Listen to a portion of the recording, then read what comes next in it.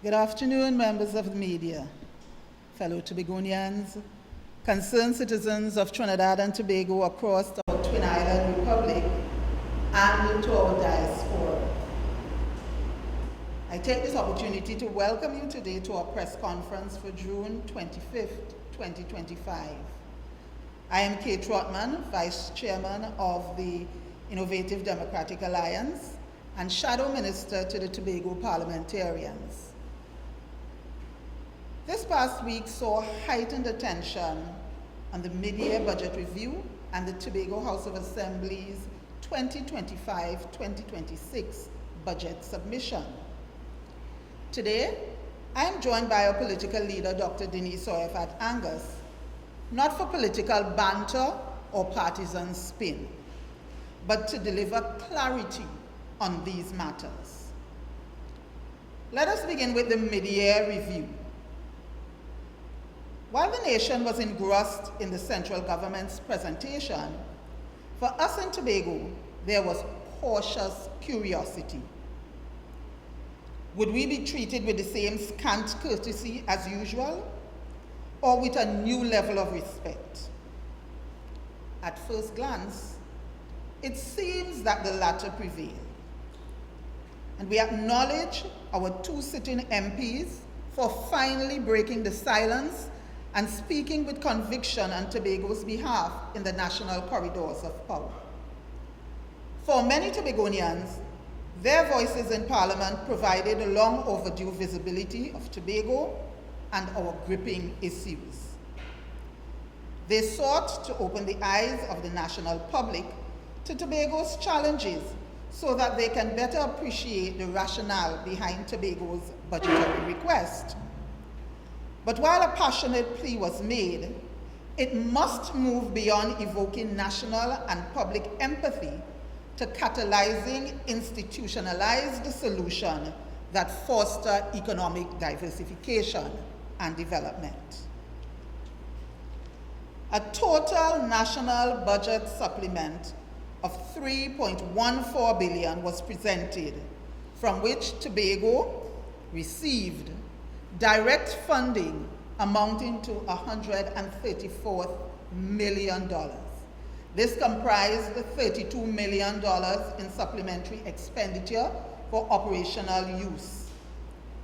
It also included a $102 million loan via CAF for coastal protection projects. We also saw a $621 million for Tobago-based projects executed by national ministries with the coordination of the Tobago House of Assembly. But what do these numbers really mean in practice? The $32 million is what is readily accessible to the THA for discretionary spending, and only $32 million. We would hope that this would go towards settling debts to suppliers, contractors, service providers, and addressing urgent local needs. And this is where I want to make a plug to the THA for looking into the sanitary conditions of the washroom facilities at the Milford Court Plaza in Bonaccord. Not only does this facility require urgent attention to have it cleaned, repaired, and restored to functionality, but it also needs to look at its long-term maintenance. And to ensure this, one should consider giving to this community this facility to operate. This is a step in empowering the community to manage its assets in its own interest. Let us look at the $102 million, the CAF loan. This is not free money to Tobago. This is a tightly defined agreement with specific uses and strict terms. And here is what Tobagonians need to know.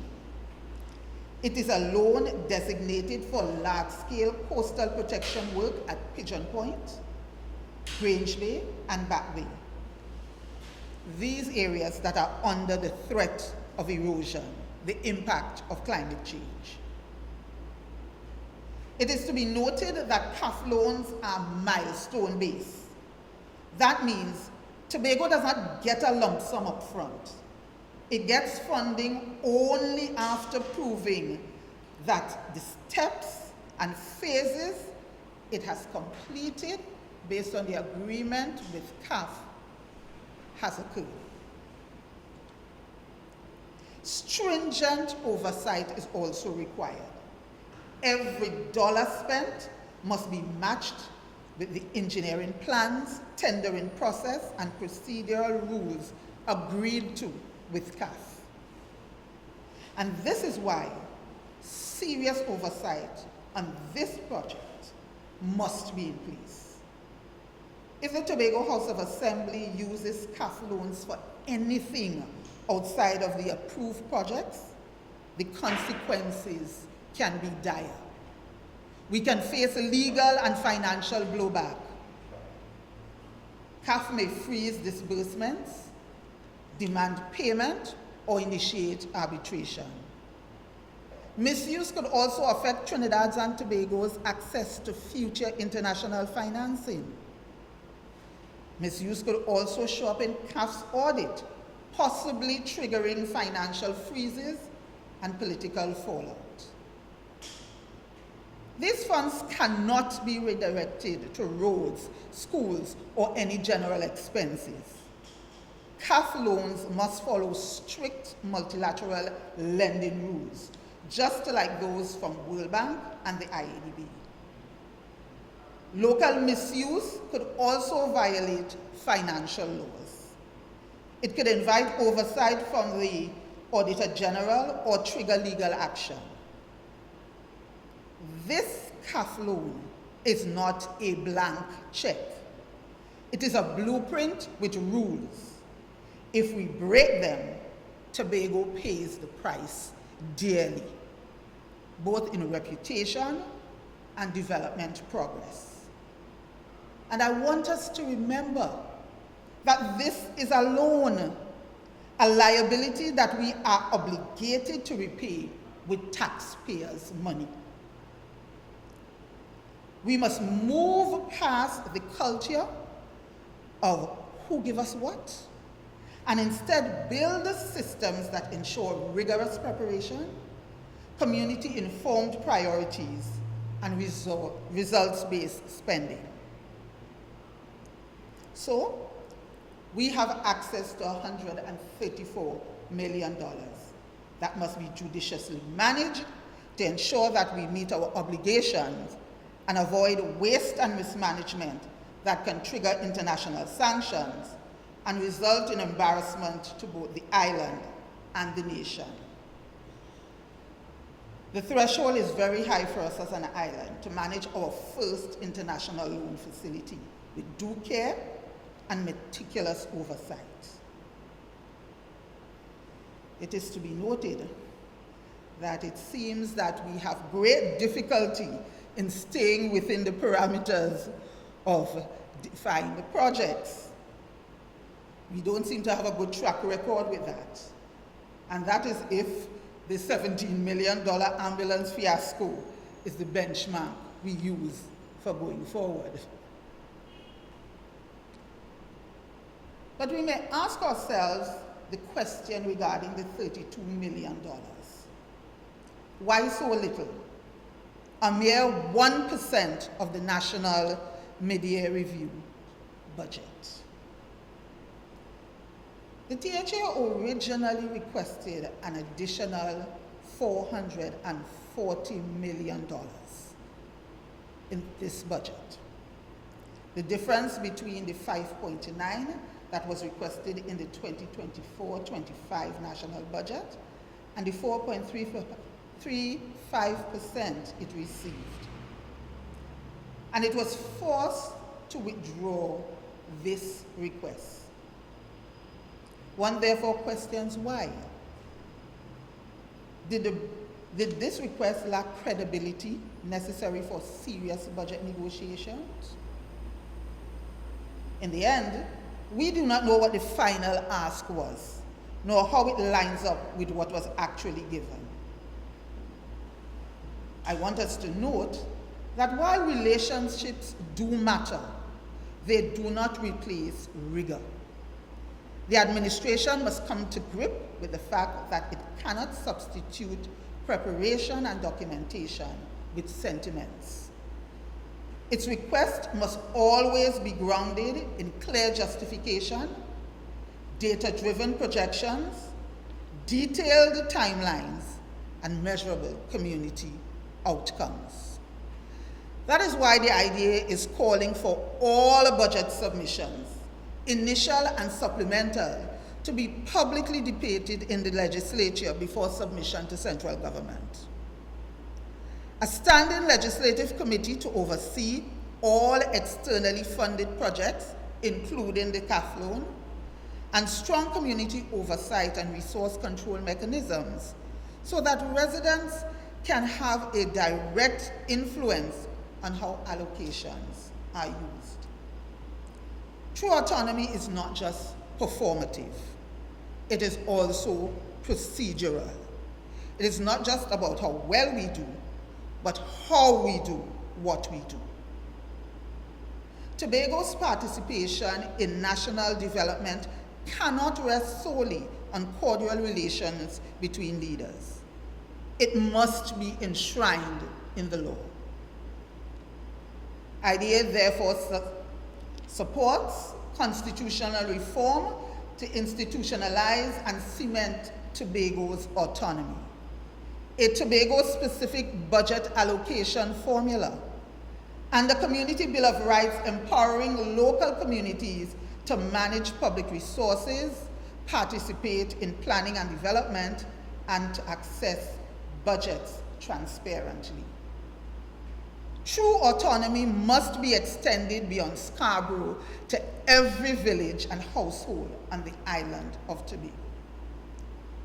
Let us stop thinking in scarcity and start thinking in systems. We must abandon the binary, have or have not, and adopt a new fiscal policy, new fiscal philosophy. Budgets are not merely allocations. They are contracts with the people. Development funds are not just gifts. They are tools of nation building bounded by laws and ethics. And borrowing is not a shortcut. It is a long-term obligation demanding performance, transparency, and results. This mid-year review should not be considered as a victory lap. It is a test. We can either accept the allocation and be satisfied with it, or we can choose to build a Tobago that will never again have to beg for what it deserves. This THA administration and the Tobago MPs have been championing the aspiration of Tobago becoming the greatest little island on the planet. This requires a commitment that moves beyond the old paradigms, the old way of thinking that have kept us stagnated for so long, to embrace innovative approaches to propel us forward. That dream must come with grounded, rational thinking. For instance, when debating health facilities, the question shouldn't be whether a 23-bed hospital is too small. The question should be, are we building a healthcare system that prevents illness and supports long-term wellness? This is how nations develop, not just by building infrastructure, but by changing how we think about progress. Tobago is half of this nation, and for us to be meaningfully engaged in national development, equality of status must be operational and not just aspirational. We must become empowered citizens, not just equally served, but equally seen in the national development strategy. That means proportional and needs-based allocation, oversight structures that ensures delivery, fair and transparent access to national capital budgets. We must not only have equity in terms of revenue allocation, we must also take responsibility for bringing solutions to national challenges and servicing liabilities that fall within our remit. Then and only then will equality of status be truly achieved. The idea is committed to building systems that serve the people, systems based on fairness, clarity, and inclusion. Tobago deserves more than a headline. It deserves an appropriate framework to foster true development. I therefore urge us as a nation to arise in reason and principle. The acrimonious behavior that we see displayed in the discussions in Parliament at this time is bluster that is wearing on the soul of this nation. I say to our leaders, the people of Trinidad and Tobago, especially our children, the future generations of this land, who we have challenges with now in terms of school violence, they deserve better than this. To the people of Tobago, let this moment of seeming satisfaction not be the peak, let it be the foundation. Let us build Tobago the right way, with systems that work, communities that lead, and institutions that endure.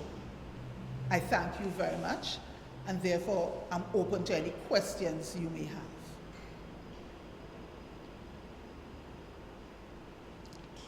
Okay, it seems that there are no questions. So at this time, I would like to call to the podium Dr. Denise Soyafat Angus, the political leader of the IDA, for us to look at with deep insight and great clarity the THA's presentation of its 2025-2026 budget. Dr. Angus, the podium is yours.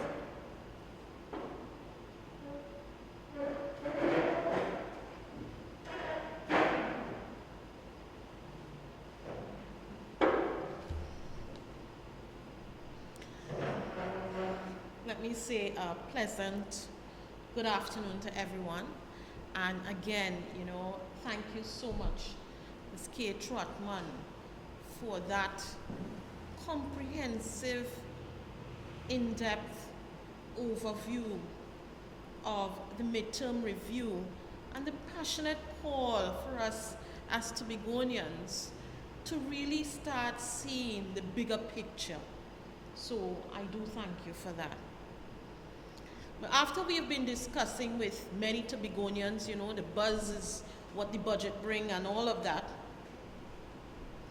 I want to share with you some of the issues that they felt mattered to them the most, and not just attempt to dissect the whole, budget as it is, because I know that in various areas we're going to have the divisions adding more meat to the very meager bone that we have been thrown so far. Let me begin by congratulating Secretary Petalyn Roberts on delivering her maiden speech as the first female Secretary of Finance in the history of the Tobago House of Assembly. It's no small thing to take up that role. And breaking new ground for women in leadership is something every Tobago woman, daughter, son, can feel proud about. The path is never easy. I certainly recognize and respect that. But all of us know that leadership isn't just about ceremony or pretty words. It's about truth, substance, and the courage to face hard facts together. Walk with me a little. Imagine something, closer to home. For many of you, you may remember my days of being in the doctor's office. Imagine you brought your mother to see me at the office and for her annual checkup. She's looking well, smiling, chatting, doing well. And when I examine her, I notice that, her voice is trembling a bit, her blood pressure is seriously, concerning low, and, her heartbeat is a bit irregular. If I told you she looks good, maybe she's just tired, just get her some rest, would you feel safe about that? I don't think you would appreciate that. I don't think you would think I was doing my job. And I know you would want the full truth about what is happening. You'd want to know the risks, the treatment, and how we are going to protect her for tomorrow.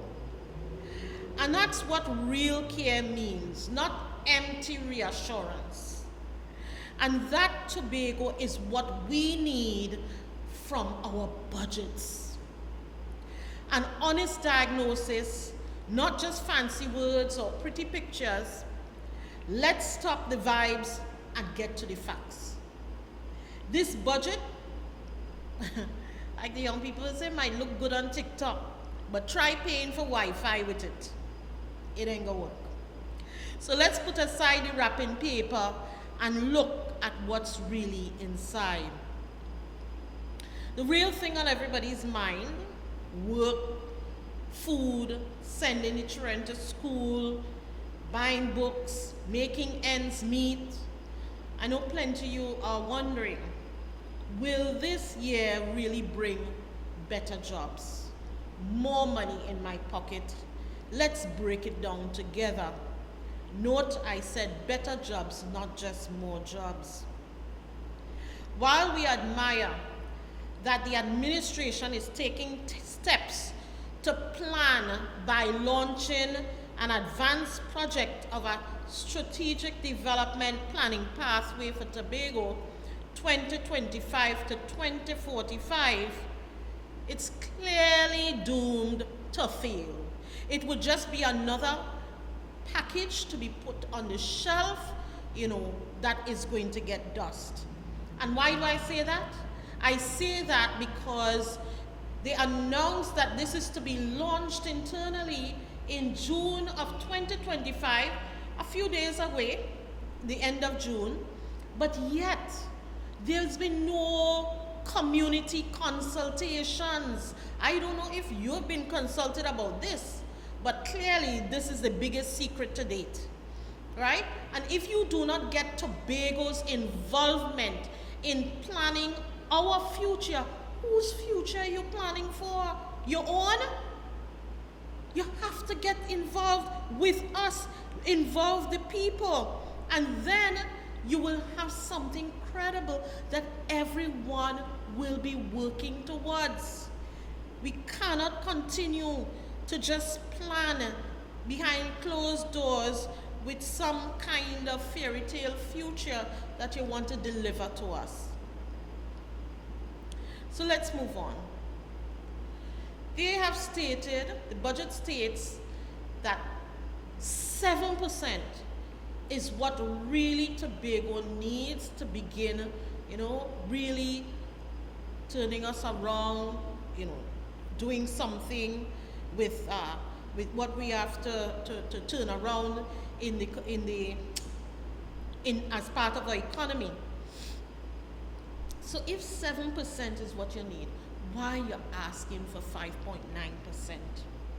You know, if we are projecting ourselves as a responsible Tobago House of Assembly, we would expect to hear, well, we are going with 7%, we expect to get 5.9% from the government, the rest of the monies, we are going to go after grants, we will have loans, we expect to get how much back from the quarry, and some of the other investments we expect to be seeing fruit from. None of that is there. You know, we understand that the quarry is going to be back up. Why aren't we hearing about projected revenues from the quarry? We also would expect that you will be demonstrating to central government what projects would be of interest that would also help them to treat with their challenges of diversifying away from an oil and gas economy.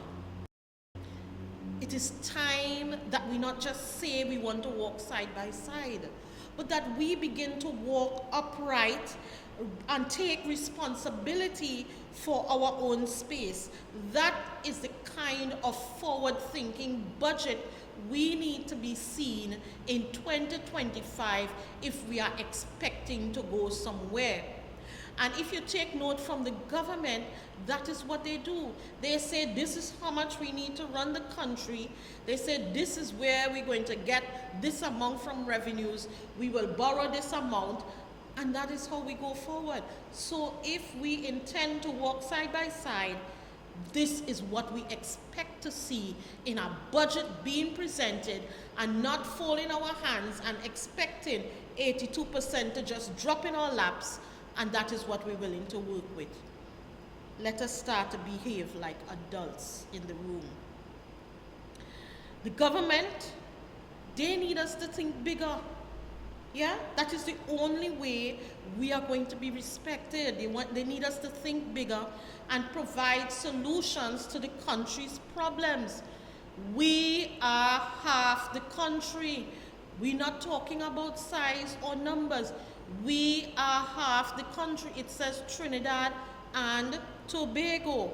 So side by side is not only about money to be given, but also about how we intend to contribute meaningfully to the national purse and the diversification efforts. So let's move on to some more statistics. According to the statistics in the budget presentation, Tobago now has 5.9% of the national population. That is about 80,712 people. And that is why the administration says they are requesting 5.9%. Okay. But what they have not explained in the preamble as a critical part on the state of the Tobago economy is that in 2015, the GDP per capita, which was about $4,865 US, okay? That fell by 23% to $3,593 US dollars in 2021. So from 2021 to now, what happened? And according to their statistics, well, we all know that at the national level, from 2015 to present, 10 years, we had a 23% drop in the national economy. And that is why people were so angry, because they felt the pain and they got rid of the P&M. But since 2021 to 2025, currently, under this current administration, and according to their maths, the GDP per capita, or the economy, dropped by 13%. So we see where, so telling us that the GDP grew by 3% is not the real story. The GDP could grow all it wants. But you want to know what is the effect happening on the man, the average man in Tobago, the average man or woman in Tobago, the average person. And that is what fell by 13% down to 3,115 per capita, US dollars. So the pain you have been feeling, you now understand, is because of the 13% decline, which you thought would be turned around by this new administration. That's a 13% decline since 2021.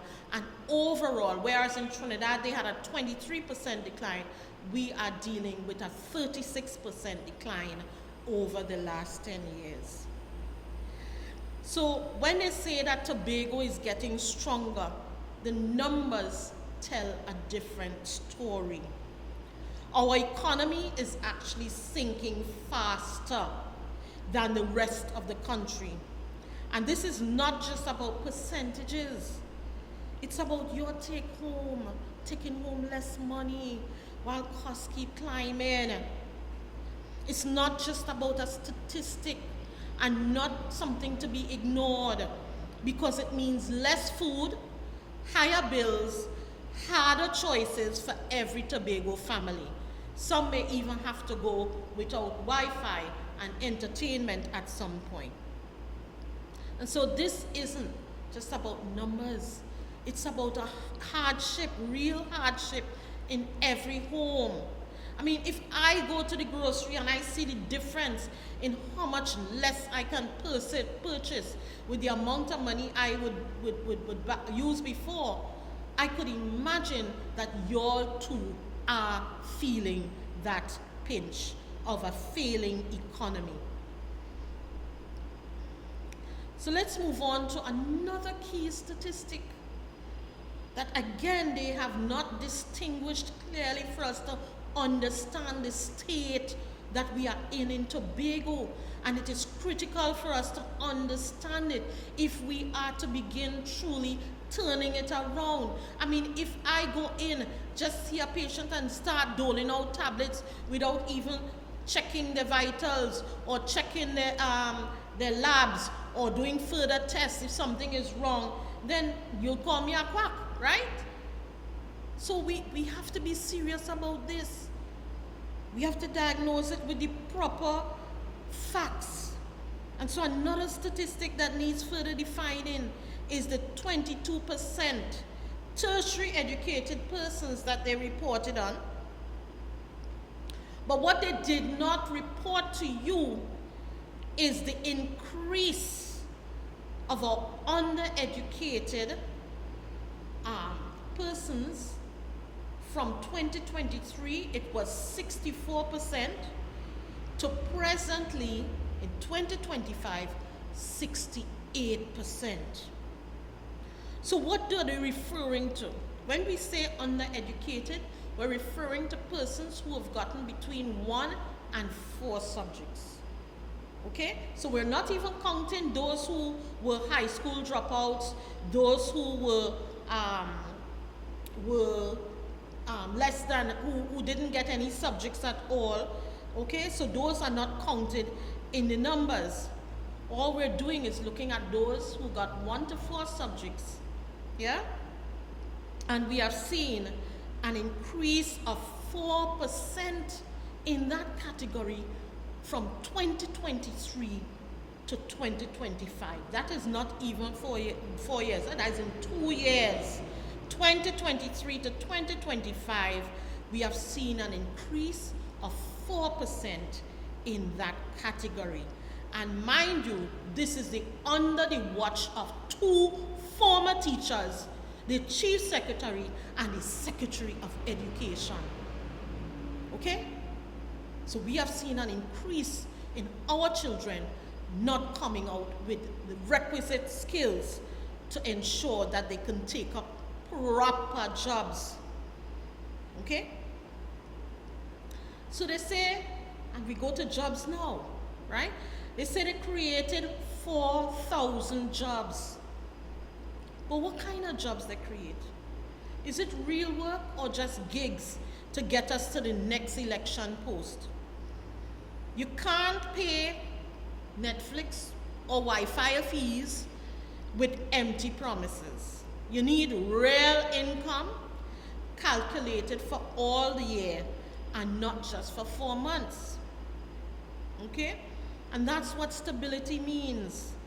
This budget, it's all about smoke and mirrors. Some vibes, but nothing for really the future. Let's be real, a proper job gives stability, lets you plan for tomorrow, lets your children dream bigger, let you even consider having children. You know how many people saying they can't afford to have children and they're not going to have children?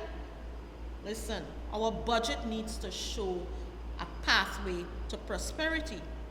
But here is what they didn't tell you. When you hear about the 4,000 jobs, you deserve to know, are these jobs truly year-round, or are they just mostly the 10 days on, 10 days off kind of work that pays you only when you calculate 10 days on, 10 days off, you're only getting paid for 4 months out of the year, right? So the rest of the 8 months, you're going to have to struggle. The only difference is they're stringing it out over the year, and that's if you're lucky, because some people, they are called for 2 rounds and then they don't get called back.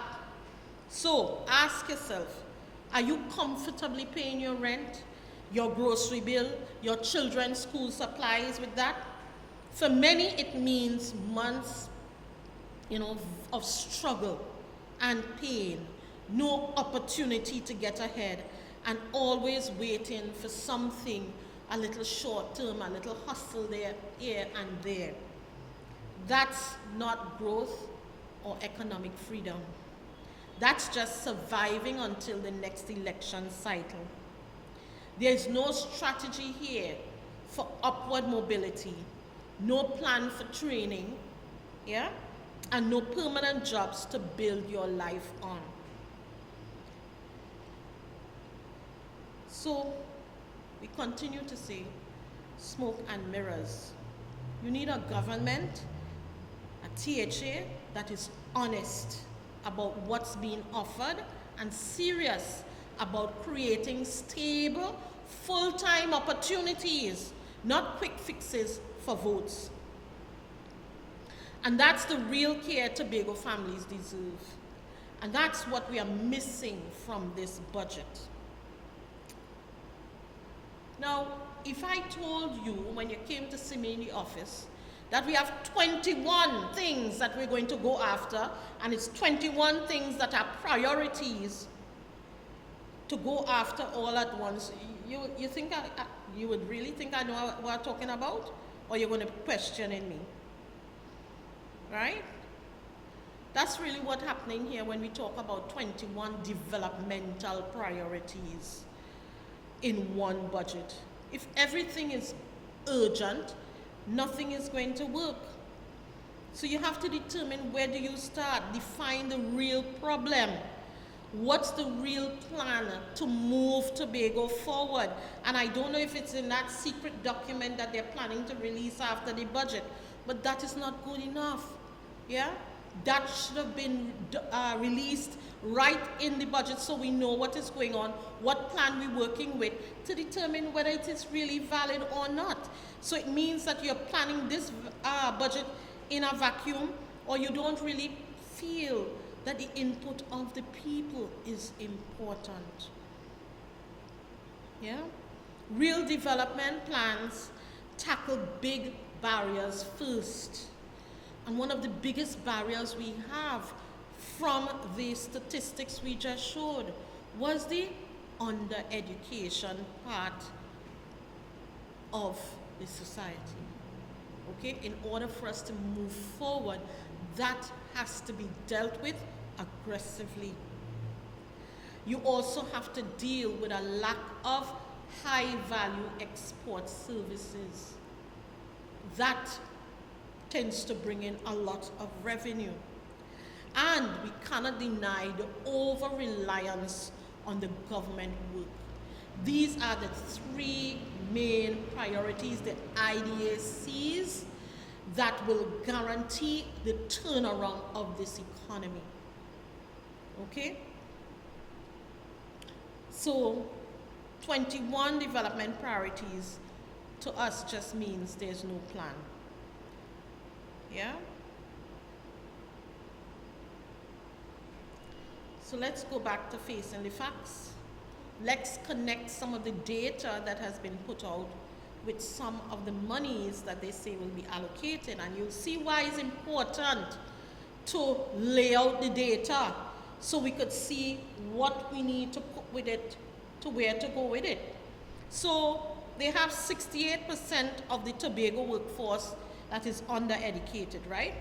Only 22% is tertiary education trained. And we don't know how many of those are staying on the island because there's a high migration rate from the Tobago space. So that's a story for a different day. But with that 68% of undereducation that we're dealing with, only 159.9 or 160 million was allocated to treating with our human capital development. Now really, is 160 million for that enough? Can we really keep pace with the rest of the Caribbean if that is what we put in towards our development? Our competitors are investing more in their people, in their development, and in their future. Okay, so we're saying 160 is not even enough to move the needle. And then we go on to another area. We look at the productivity sector. Now you're saying that you want to grow the economy and you want to have mega farms and all these wonderful things. And yet your productive sector that really drives prosperity in farming, the creative industries, small businesses, tourism, that add value,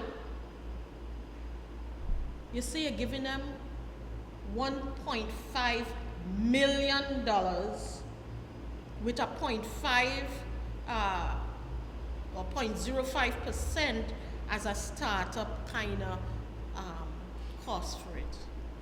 Are we really serious? Not even the mega farm project alone would be 1.5 million. So what were we really thinking about 1.5 million for the productivity sector? We're not serious. I mean, that's like giving you a shovel and saying, go and build a skyscraper. Yeah? Where is the real investment? So we move on to, again, the absence of the participation of the communities.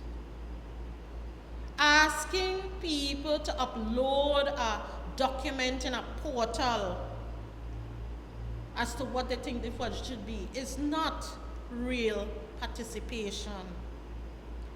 And whilst we appreciate that you met with special interest groups, and they're important, but equally important are the people who reside in communities. Okay? So you went to communities to get their votes. You need to go back to them to hear what they're thinking in terms of the budget. You may be shocked that you may get some great ideas and solutions coming forward from them, but you cannot continue locking them out as if you up here and they down there and they can't give you any real solutions for your problems. We need to stop with that. We need to start engaging communities actively. Yes, participatory budgeting is something real. It's not just of your special interest groups. It's for everyone across Tobago, especially those who are feeling the real pain. And so real development means hearing from the people who feel the pain and know what works and what would not work. So autonomy seems to be the best buzzword nowadays.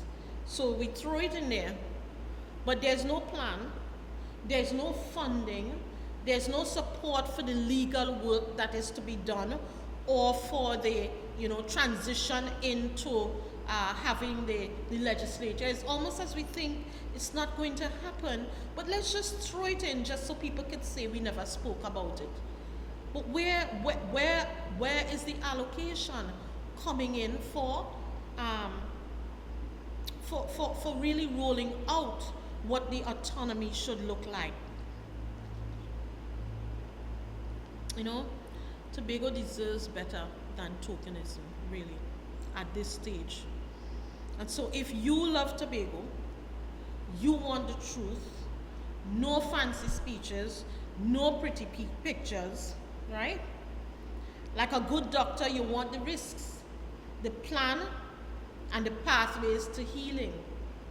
That's what I would expect that the people of Tobago want. And so Tobago needs a budget that isn't just full of wishes or an election pamphlet. We need to see a bold plan. Fix the education system. The education system needs true reforms.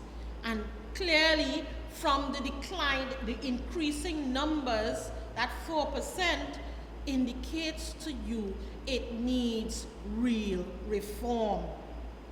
We need to invest more in our community, listening to them and the businesses from that level. We need to build high-value export sectors, okay? And we need to ensure that jobs that we are giving to people are not just here, election job, 10 days on, 10 days off, that cannot grow our island to where you say you want it to go. That's not going to grow us. So we really need to spend some time looking at what really matters that would turn us around, and not just the nice words at the end of the day. Anything less is not just bad planning, it's a disservice to the people of Tobago and their families. Yeah?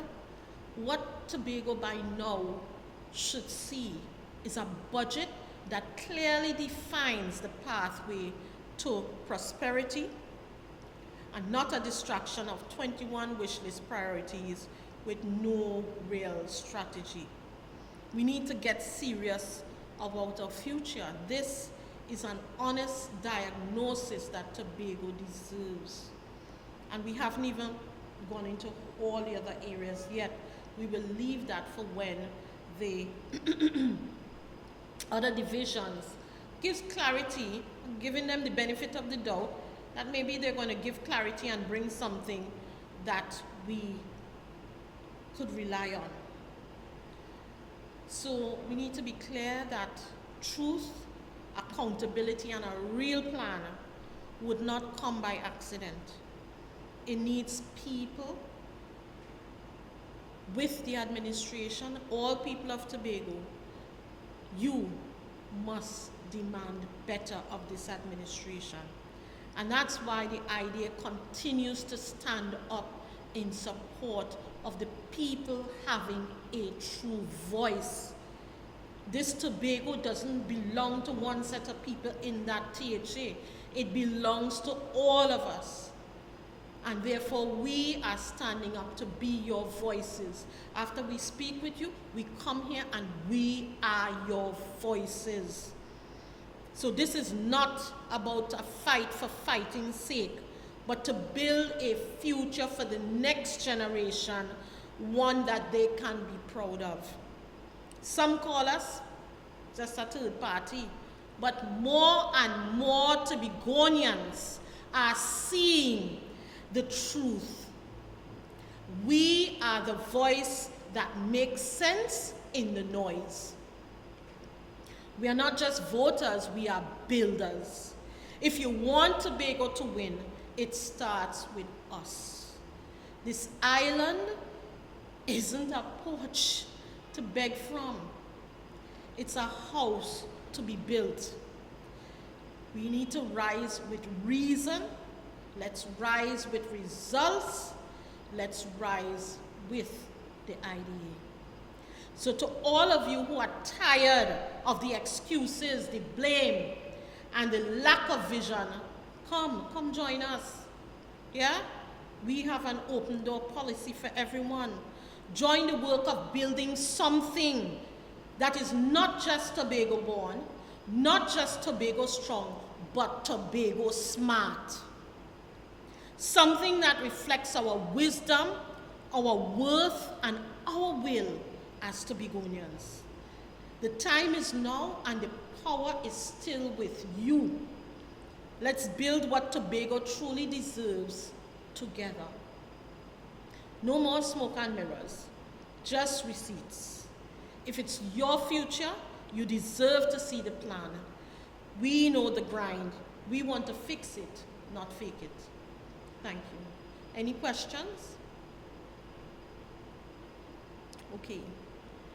So we don't have any questions today, but I want to say thank you for staying with us, for viewing our press conference, and I certainly hope that you got some clarity on some issues in terms of how we view them, how you're supposed to analyze them, looking at the statistics and connecting them with what is happening in your life, your pockets, your table, and your living, your standard of living.